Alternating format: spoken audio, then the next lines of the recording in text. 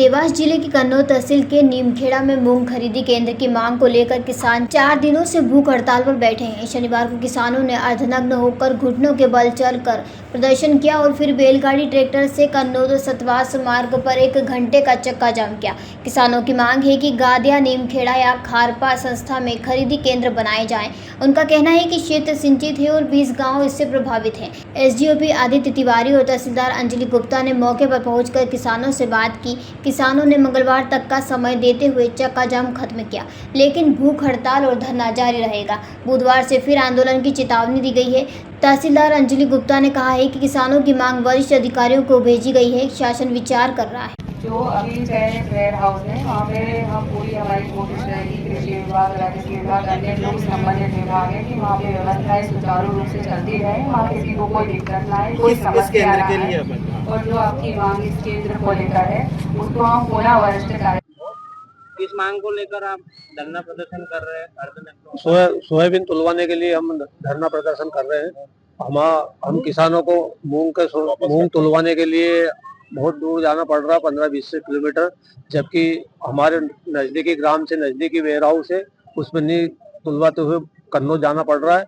जबकि हमारे पास के वेयर हाउस 3 किलोमीटर पे गांव से पड़ता है, जिसमें डेहरिया, बामनी, मगरिया, किलोदा, गादिया, कोठड़ा, कोठड़ी, नीमखेड़ा, खारपा सभी गांव के किसान परेशान है। 4-4 दिन से ट्राली मूंग की लगी हुई है और मूंग भी नहीं, वहाँ पे भी नहीं तुल रहा। और ये उपार्जन केंद्र हमारे डेहरिया नजदीकी है, इस खारपा सोसाइटी के अंतर्गत आता है। बताइए, आप धरना प्रदर्शन आंदोलन करना क्या चाहेंगे?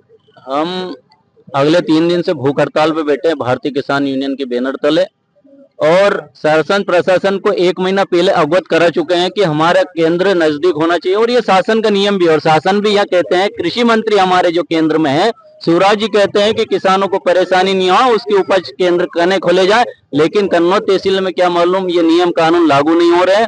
यहाँ के किसान लगातार मांग कर रहे हैं कि हमारा नजदीक केंद्र होना चाहिए, लेकिन केंद्र न खोला जा रहा है। वो कारण हम पूछ रहे हैं कि हम किसानों का, हमारे किसानों की तरफ पॉलिसी बनाई जाती है कि व्यापारियों को देखकर पॉलिसी बनाई जाती है, यही हमारा पूछना है। अगर शासन प्रशासन हमारी बात को नहीं मानता है तो हम अभी सड़क पर आए हैं, पूरी सड़क जाम भी करेंगे। और अगर हमारे प्रशासन यहाँ से उठा कर ले जाती है तो हम आंदोलन, भूख हड़ताल अपना जारी रखेंगे। जेल के अंदर भी भूख हड़ताल होगा, लेकिन आर पार इस बार लड़ाई पूरी होगी। क्या नाम है? सतवास तहसील से रविंद्र परमार की ये रिपोर्ट।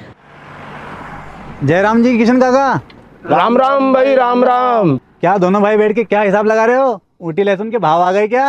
अरे नहीं रे दादा, ये अपना रमेश नया मकान बनाने के लिए लोन ले रहा है।